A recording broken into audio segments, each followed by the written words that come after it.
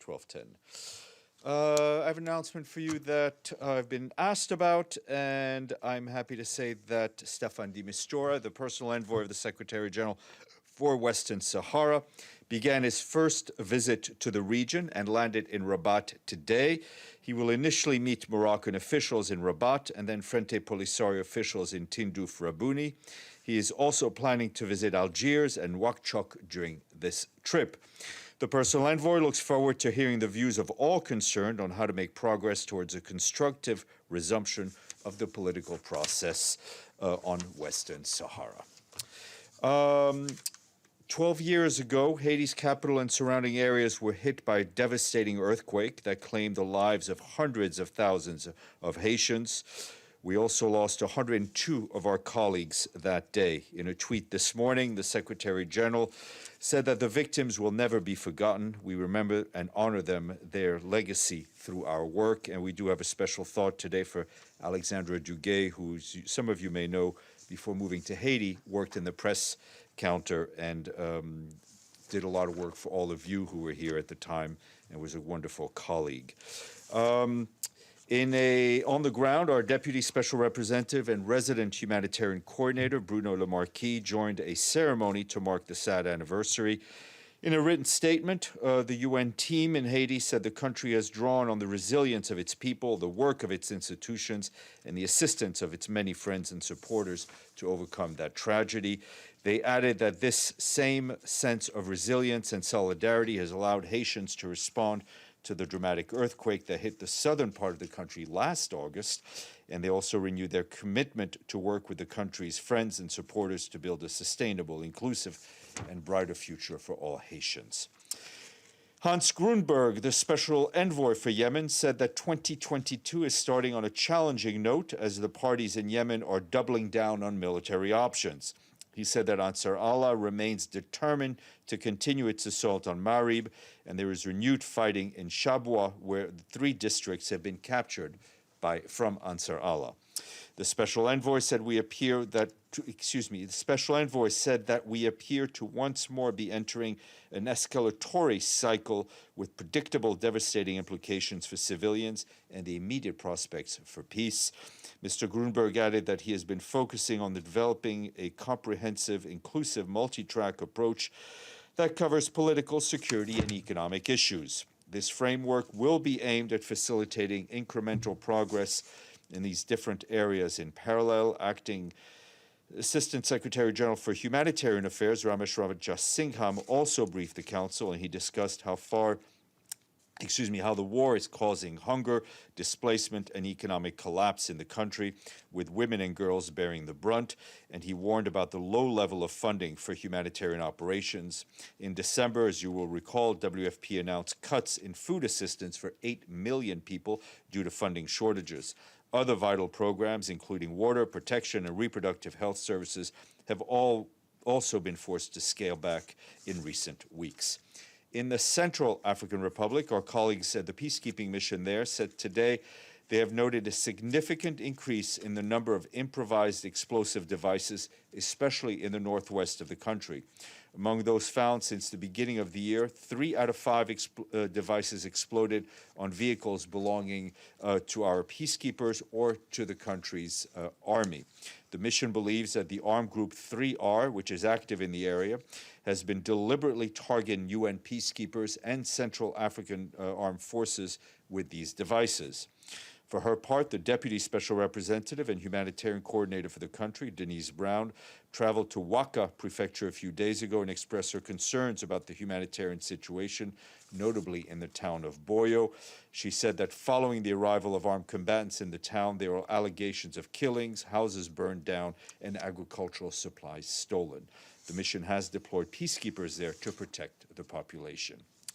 Quick note on Colombia. The Secretary General's latest report on children in armed conflict in Colombia says that despite steady decrease in violations against children since the signature of the peace agreement more than 5 years ago, children are suffering from the impact of hostilities. The report, which covers the period between July 2019 to July 2021, said we must remain cautious as this period, it says that we must remain cautious as the period also coincides with the outbreak of the COVID-19 pandemic, which had an impact on our ability to verify violations. The most prominent violation was by far the recruitment and use of children by armed groups. The full report is online. As a reminder, tomorrow we will be joined by Undersecretary General Liu Jimin, along with Hamid Rashid, Chief of Global Economic Monitoring at DESA. They will speak to you on the launch of the World Economic Situation and Prospect Report, otherwise known as the WESP Report 2022. That report is being shared with you under embargo a bit later on today. And we are happy to welcome 2 new states to our honor roll. There are now Liechtenstein and Qatar. We extend our thanks to them, which brings the honor roll to how many countries? 5. Close enough. It's in the single digits, and it's 6. But I'll give it to you, Edie. This is not Jeopardy. We're a little looser with the rules. Go ahead.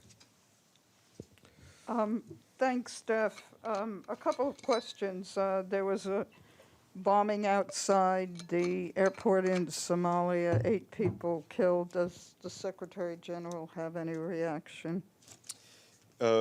Yes, I mean, we strongly back the call by our colleagues in Somalia that condemn the suicide attack. We express our condolences to the families of the victims and wish a speedy recovery to all those injured. Contrary to some initial media reports, I think that it said that there were some UN casualties in the UN personnel contractors in the convoy. There were none. And secondly, the DPRK has now claimed a 3rd hypersonic missile test, and the U.S. government has just imposed new sanctions against the North. Look, I haven't seen the report of sanctions yet, but obviously, I mean, every report of yet a new launch of a missile or projectile by the DPRK is extremely concerning, and only reinforces the Secretary's position, which is a call for an immediate resumption of dialogue between all the parties concerned for verifiable and complete denuclearization of the peninsula. Yes, James. Let's follow up on that, because the whole issue of North Korea is one that, yes, the Council have met for the first time for a long time, but it's not the one that's at the top of your briefing. It's not at the top of the news headlines. And yet North Korea clearly is perfecting its missiles and increasing its nuclear program. Is the Secretary General worried that there's not enough attention on this issue? I know, obviously, Afghanistan, Ethiopia, so many other news stories, but you know, the situation with regard to the nuclearization of the Korean Peninsula, since the world's last seemed to be interested about 5 years ago, it's got much worse. Yeah, I mean, this remains very much an unsolved problem.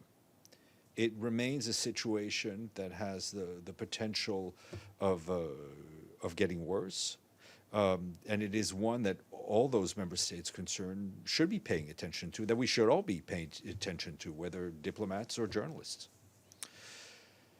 Okay, let me go to the screen. I seem to have nothing on the screen unless somebody waves their hands, but all right.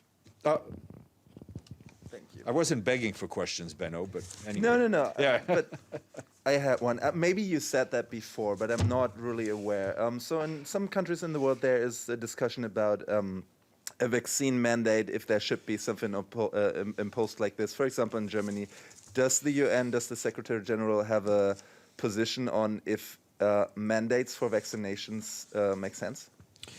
Look, obviously, every country will have to impose public health measures that make sense for their own situation. Our focus is on getting the vaccines. I mean, to places that need it. I mean, there is a. Sorry, I'm just getting a little emotional here. No. there is a healthy debate, and a very sharp debate, one might say, in many countries about vaccine mandates. But we need to remember that there are more countries where the issue of a vaccine mandate is really not pertinent because they don't have enough vaccines, right? And the best way to fight this pandemic, the best way to fight this variant and any other variant, is to get people vaccinated.